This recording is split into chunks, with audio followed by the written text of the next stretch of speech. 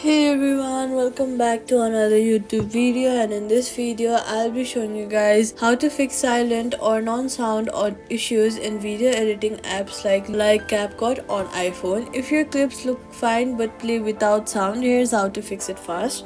First, check your iPhone's mute switch on the left side. If it is set to silent, some editing apps won't play audio. Next, open the app and then load your project and make sure that speaker icon isn't muted.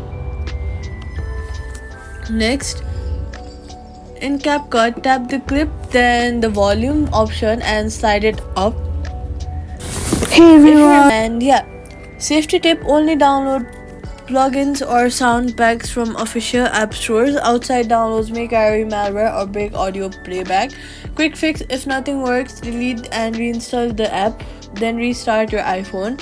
This refreshes audio libraries and usually clears silent track bugs. Subscribe for more quick fixes.